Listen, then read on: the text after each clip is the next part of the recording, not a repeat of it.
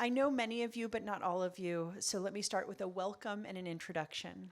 I'm Rabbi Sarah Berman. I'm Director of Jewish Culture and Programming here at Central Synagogue.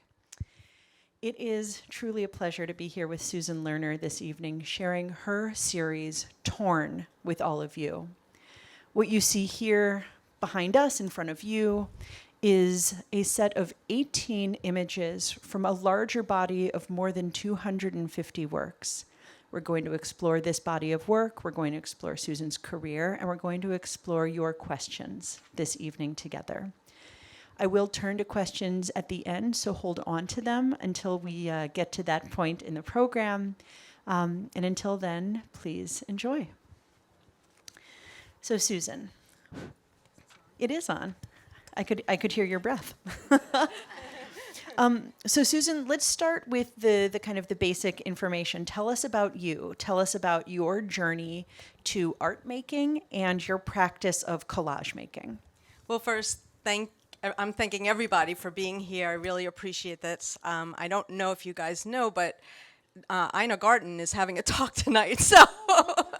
So if you've given that up, I really appreciate that. But I wouldn't be offended if you ran to Brooklyn and to catch her talk. But thank you so much, Sarah, for having me.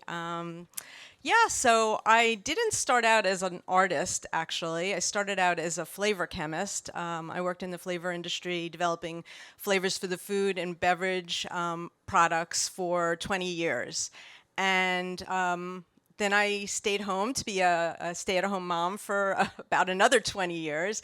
And then I decided I really wanted to do something creative. And I started taking classes at the 92nd Street Y, which some of you that are here that I know from the Y. And I just fell in love with doing collage. And I like to think of collage as actually similar to being a flavor chemist in that I was putting together flavors using different kinds of chemicals, and now I'm putting together art using different types of paper. So maybe it's the same part of my brain, I don't know, but that's the way I like to think of it. And I've been doing this for about 8 years, and the type of work that I normally do is very accurate, almost like as a flavor chemist, you have to be very accurate to to duplicate your work. And everything is, cut very straight and very accurately. And I'm very good with an X-Acto knife and scissors. So the work that you see here tonight is completely different than that. Yep. So that accuracy, that precision, that really does mark the rest of your collage making. It's really complex, and it uses multiple kind of references and visual languages in it because of the source material you're working from. How do you find your inspiration for the majority of your works, and where do you find the materials for those works? So the type of work I do is all about nostalgia. I really love nostalgia, and I use a lot of vintage imagery that I just find at local tag sales and library basements that they want to get rid of books and magazines. And I put things together to remind me, frankly, of my childhood and happy days. And I grew up in the 70s where, if you've ever seen the ads that they put together, it's just so much fun. It's so kitsch, and and that's what I like to do. So that's kind of my genre, if you will. Well, as you said, this is a real departure. The torn edges, the raw edges, and the alignments that are much more organic here. So let's talk about this series by starting to talk about October 7th. Can you tell us how October 7th affected you? Well, like everybody here, I'm sure, it was pretty shocking to hear what was happening, and, stunning, in fact, that, this is going on. And this series started because in my neighborhood, there were the Kidnapped from Israel posters started going up. And, it was pretty horrific to see the faces of babies and older men and, young men with families and, young girls, women with families up on, billboards and scaffolding. And, for me, I was walking my dog in this one area of my neighborhood. I live on the Upper West Side. And every day, multiple times a day, I'd just see these faces. And what was happening was that I'd come around and walk the dog, and you'd see these horrible images of, people who are kidnapped or murdered. And then the next day I'd come by, and the images were ripped off or spray painted or torn, completely destroyed. A lot of it was on the ground. And, day in and day out, it would just completely tear me apart. And I just started collecting these materials. I didn't have a plan. I didn't know what I was going to do with it. Frankly, nothing. But I just felt like I just had to keep these, I just had to keep these materials. Yeah. Well, for many of us, seeing those posters, it seems like such a clear-cut case of a humanitarian issue that we can all agree upon, that these hostages were taken in a violent and, counter to international law kind of way. Their lives matter, and we should be agitating for their release. It seemed kind of to be taken for granted by so many of us. Yeah. Until we saw those posters being torn down, it didn't really occur to many of us that there was another way to be understanding the situation.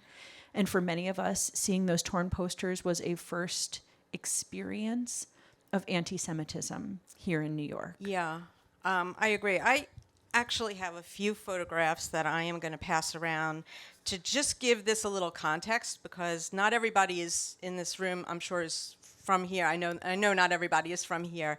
And, some places is probably worse than others. So just take a look and pass them around to see what I was seeing every day. And I'm sure a lot of you were seeing every day. I feel like I live on the Upper West Side. I feel like, it's very diverse, but it's also very Jewish. And I never experienced like that kind of anti-Semitism before. I grew up in a very Christian neighborhood, actually, in New Jersey. Maybe 20-25% of the neighborhood was Jewish. So I was really kind of used to I was kind of used to a little bit of simmering anti-Semitism. I grew up with KKK, David Dukes, neo-Nazis, all that was sort of bubbling around, but nothing like what we started to see coming out in my own neighborhood. And, frankly, I felt a little nervous to be walking my dog or, and I didn't know who was going to pop up around the block. So it was, it was shocking. It was shocking.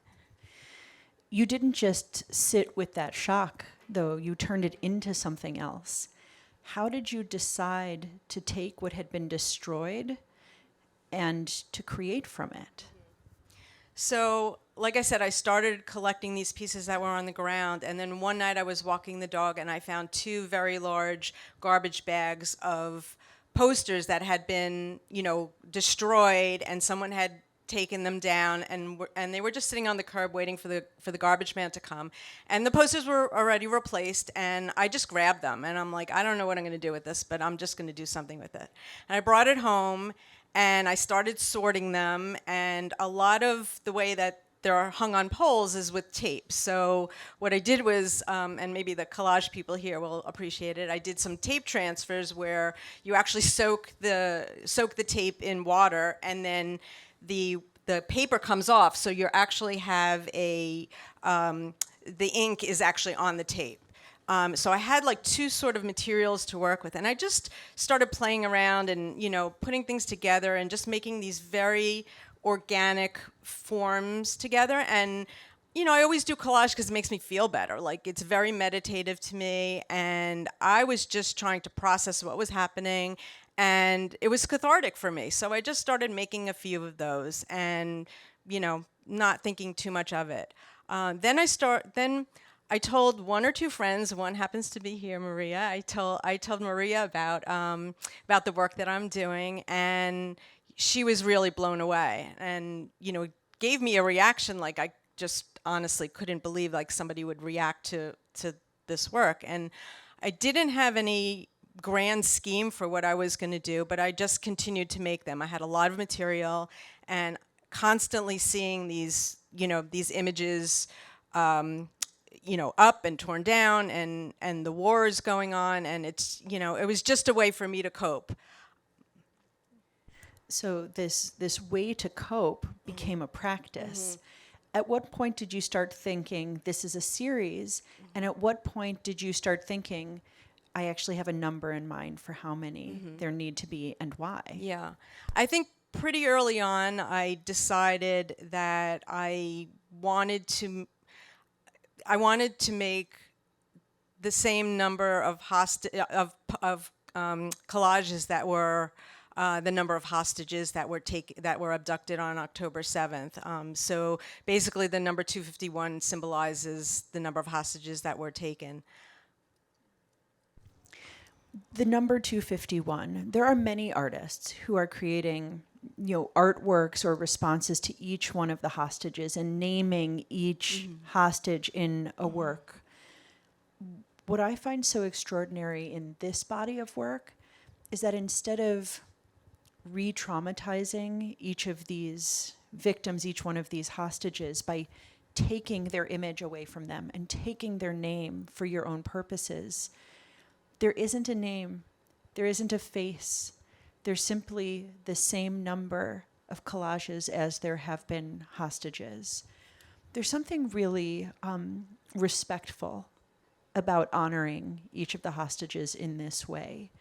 How much were the hostages as individuals in your mind as you worked through this, and how much was really just kind of taking your emotional state and working it out in a physical process? Yeah, I think it was both. Obviously I was seeing their faces if they weren't spray painted over, every day, and then I continued to tear as well. So it was a little agonizing to do that, but, I really did not want to show a face that you could recognize or to show a name, because I didn't want it to be about people kind of looking, oh, who is that? It wasn't representative. That's not what this was about. This was more about the collective group of people who are hostages, and then the collective anti-Semitism that we feel.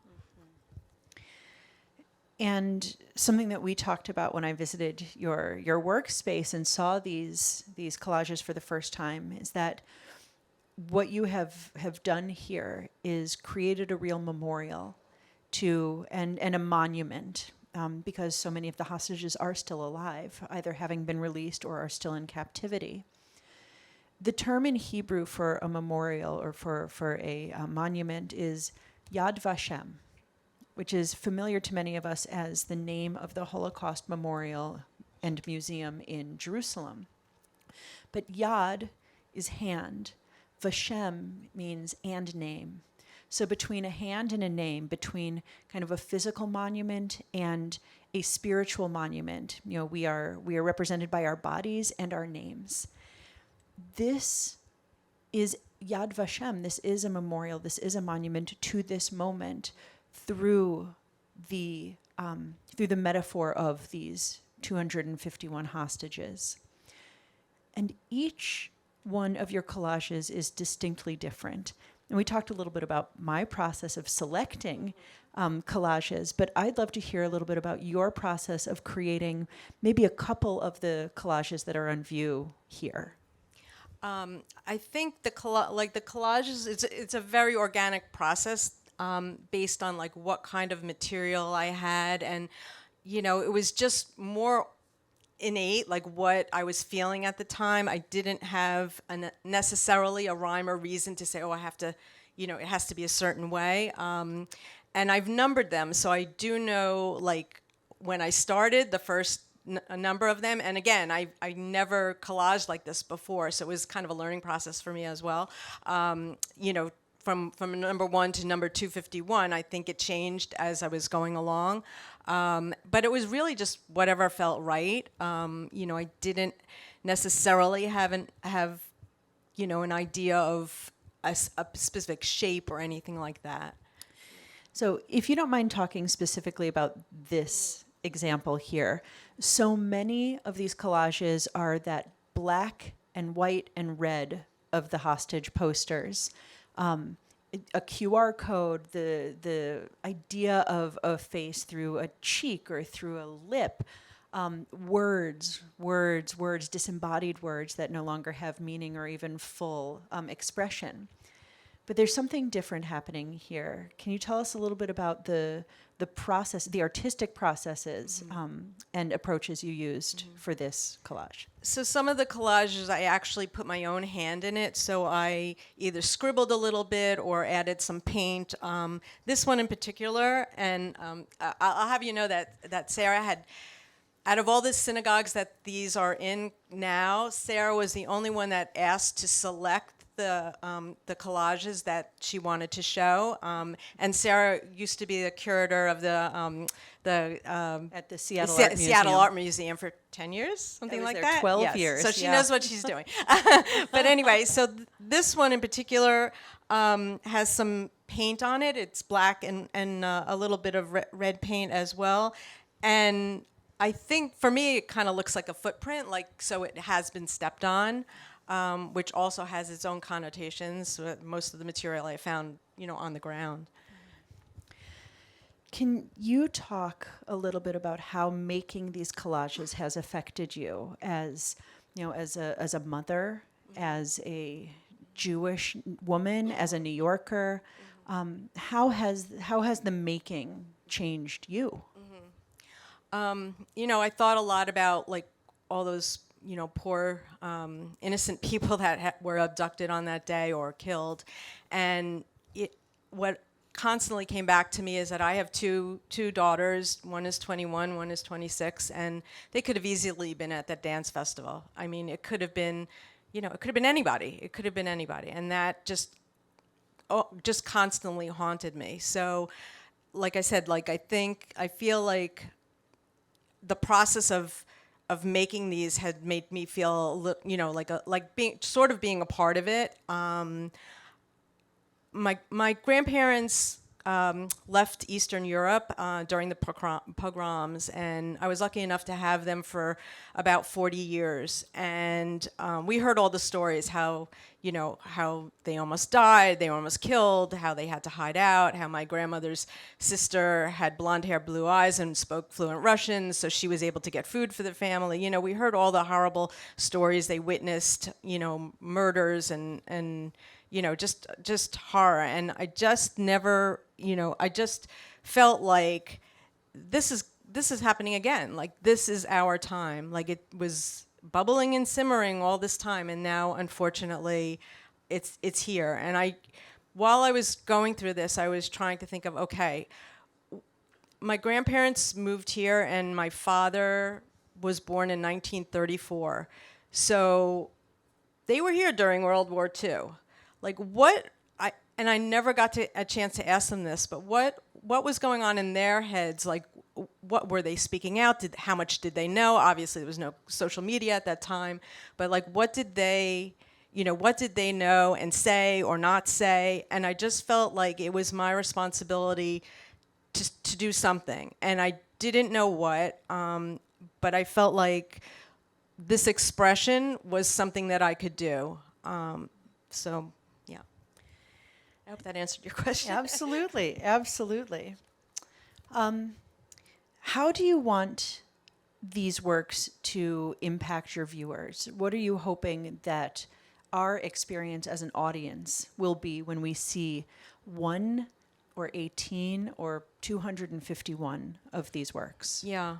So when I made these, when I decided I was going to make 251, my first thought was like, oh, maybe I could show them all together, because if you go to the Vietnam Memorial in DC and you see the few names, and then there's more and more and more, and it's just so impactful. So originally I thought, oh my gosh, I could find a place that I can show them, but just as effective as to show 18 and talk about it. I don't think one is as effective, but numerous collages are effective. I was going to say something else. Can you tell me the question again? how you want us to be Oh, impacted. yeah, okay. So, But yeah. I do share your vision, and if we can find a space, I would like to curate that Everybody show. knows. Okay, it's a deal. It's a deal. Yeah, so really what this whole project is a metaphor for the resilience of the Jewish people. Like, okay, these are broken shards that we've, like the Jewish people are broken now, but we're going to pick ourselves up and glue ourselves back together and be strong. I mean, this is what's happened year after year, time after time. And that's, it's a positive outlook, actually. And I wanted these to be, beautiful, because this is what, this is our strength, this is our resilience. And that was my vision for the project. Well, and it's the perfect visual expression of that. You've taken all of these broken pieces and created something entirely new. It's what our people has done for 2,000 years plus. That kind of rebuilding with all of the pieces that were already there. So, can you tell us what the path for this series is? Where can people see more examples now?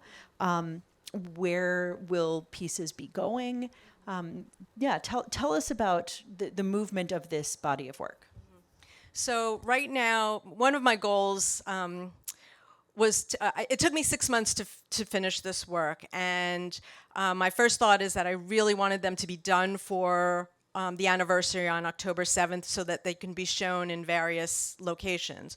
So currently they're up in 5 synagogues. 4 are in New York: Central Synagogue, Stephen Wise on Rodef Shalom on the west side, and Temple Israel on the east side, and then also Wilshire Boulevard Temple in LA.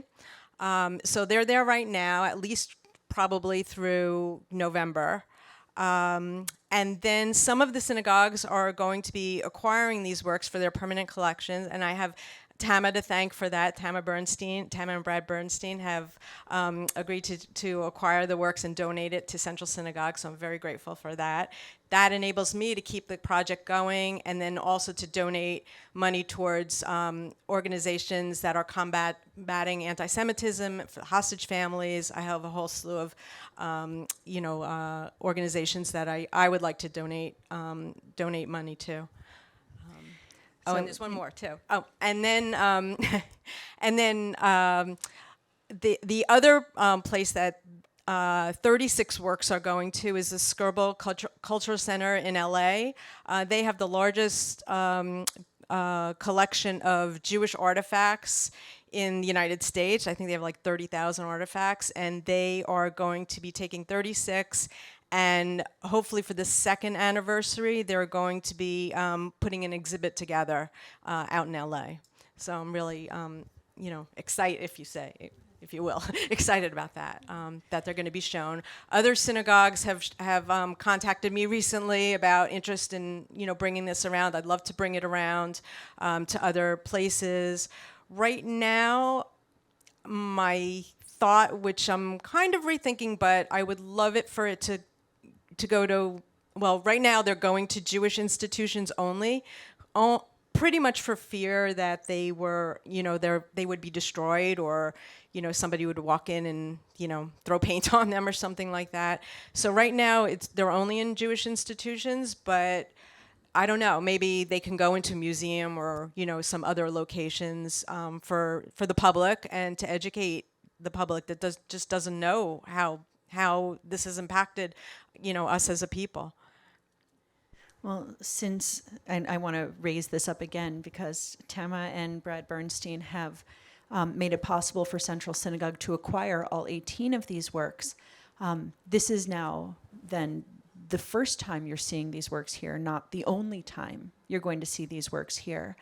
And they can begin so many conversations with our interfaith partners, with folks who join us to see what a synagogue is like, to encounter works like this in a general tour of a Jewish space.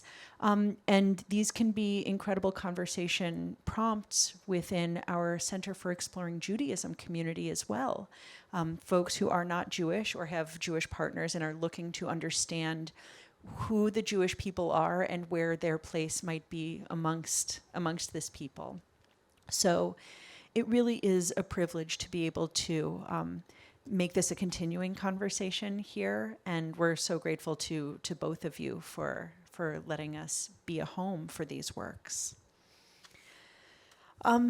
Tell us, before I start asking for your questions, Susan, tell us what's next for you with this series kind of wrapped up as a series. Do you see, let's start with in terms of October 7th and the hostages and what's happening in Israel. Do you see yourself continuing to engage with what's happening there through your work or in your life? Yeah, I mean, sort of the next phase is like where I want to donate money to, like what causes, doing research on that.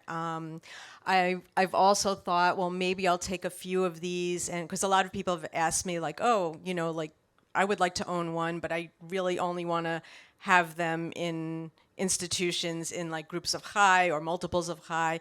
So I was thinking, well, maybe I'll do some limited edition pieces and like add, like add some actual embellishments onto it and sign them and sell those so I can, generate some more funds for, whichever causes. So, so far that's my plan. And then again, to see if it can go around to other institutions, if people are interested in seeing them.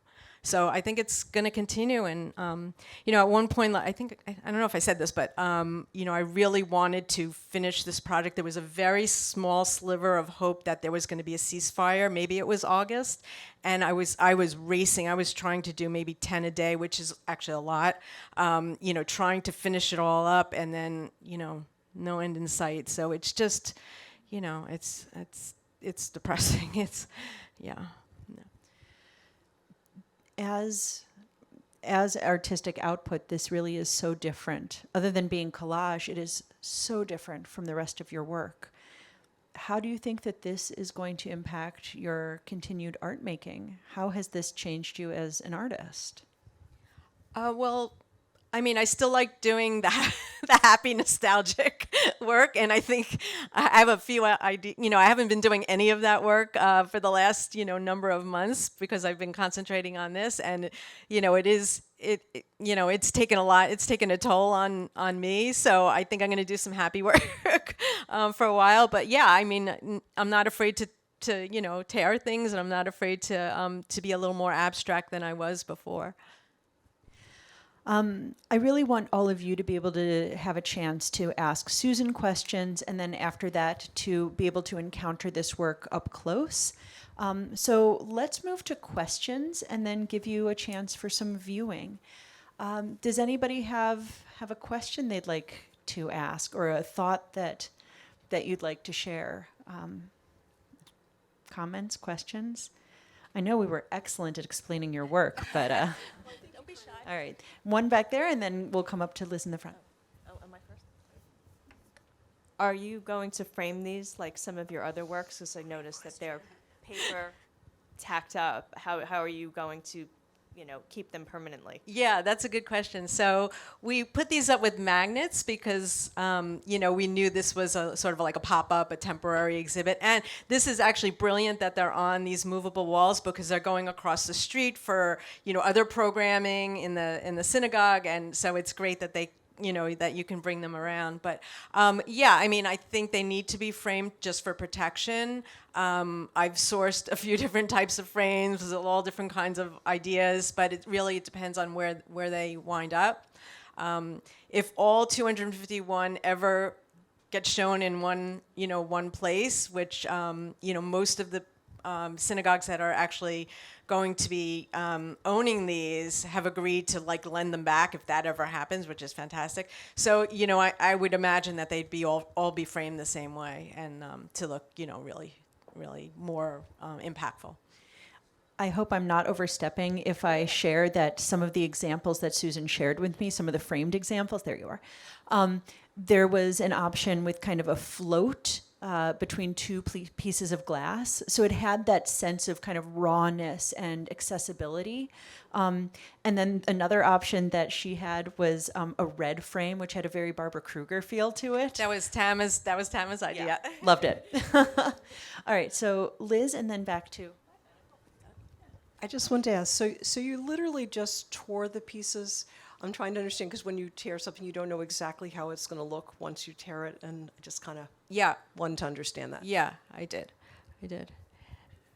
And as you can see, like some of the pieces, like they were stickers, like it changed as it went along. Like the blue and white are from stickers that said "Stand for Israel." So as time went on and more things were put on the posters, people were writing on them "Home Safe," or there's a few like that say like the MUR of murdered or what have you. So the material really did change after time. Collage as an art form, looking back even to the surrealist artists and the Dada artists in the 19-teens and 1920s, part of the point was that you couldn't anticipate what the shape was going to be and what the size was going to be. And this is kind of controlled chaos, but working with a kind of chaos that you hadn't worked much with before this point. Yeah. I saw Ron, and then we'll come back. So Susan, my wife and I on Friday night after services saw the work across the street, and it's very powerful. So thank you for doing this, number one. Number two, the multiple of Chai is very impactful. And doing some quick arithmetic in my head, you actually have 17 left over after the 234 and 17. Just interesting to note. But my question is, for each one, when you're working on it, does it have a special meaning when you're creating individually? I mean, they all have a special meaning. I think about, the people's faces when I've created. I think about, like what's happened to them, or, if they're still here or not. So yeah, that's with me. That's why they're so difficult. It's really coming to terms with this horrible situation. And, I'm just, like I said, it's cathartic to me, but it's also very difficult. Thank you. This is such moving work and so poignant that I'm also moved that you're able to part with it. So I just wonder about any kind of separation issues you might feel when you sell your art. That's a really good question. Yeah, I mean, I was, I've had a lot of advice, and some people are like, oh, you have to keep them all, and, but what good is it going to be sitting in my apartment, like in boxes? Like that's, I would really rather have people, people acquire them to be shown, and to be shown in 10 years or 20 years, I mean, this is documentation of what has happened to us as American Jews, what's happened to our communities. I feel like our communities are completely torn apart. I had posted some things on my Instagram site, and the next day I lost 50 followers. Like there's like a lot of hatred and a lot of nonsense going on and misinformation, and this is the time. So I don't feel, like that I have to hold on to them. Follow up. Yes, please. So the medium that you use is exquisitely perishable. So how do you fix this? How do you preserve it so that it becomes a lifelong memorial? Yeah, well, I mean, yeah, you're right. In terms of, the paper that I use and the glue is archival, but obviously the material is what it is. It's found material. So I mean, just being framed is gonna have to keep it, and then yeah, if it's whatever, glass or plexi on top of it is pretty good in my experience. You also provide them with an archival box. Yes, yeah. So if they're not framed at the time and they only want to bring them out once a year or something, then I have an archival box to store them. But yeah, it's true. But that's part of life. That's like. I actually have a follow-on question without knowing. Oh, sorry. I have a follow-on question to the conversation we just had. I'm talking about my own feelings. As these will be seen by people throughout this country, it will touch people. It'll raise some emotional outbursts within me. And I would want to own one for its historical value, and it's important to remember that this did happen. You can't deny it. And there'll be a desire for maybe a replication of it. And would you consider replicating any of these for those of us who would like to own one so that we don't forget? Well, what I thought I would do is take, like maybe my 5 favorite or something, and do limited edition prints, and then embellish them with the actual, pieces of poster that I still have, and and sell those. But I feel like the 251 are kind of sacred, and I want to keep them in the groups of high. But I would, that's, go down the line. That's what I'd like to do. And I've thought of that as well, about some type of book to put together. Someone actually approached me that they would want to give me a grant for that, as a small grant, a little book grant.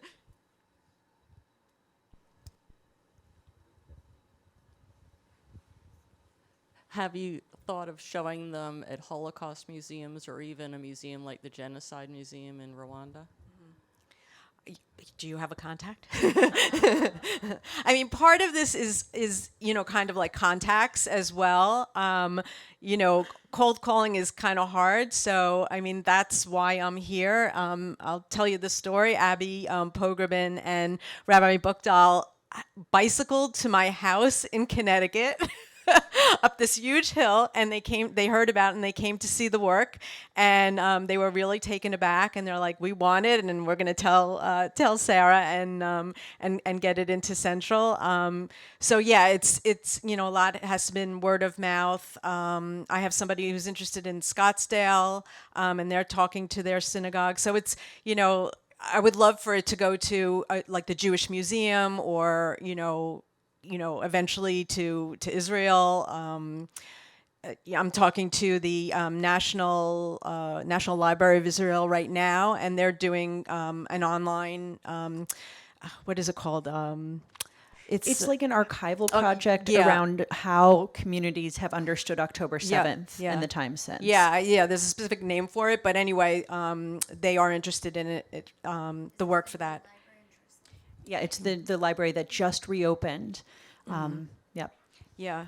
So that would be online, and then maybe down the line, yeah, it speaks to it. Yeah. So yeah.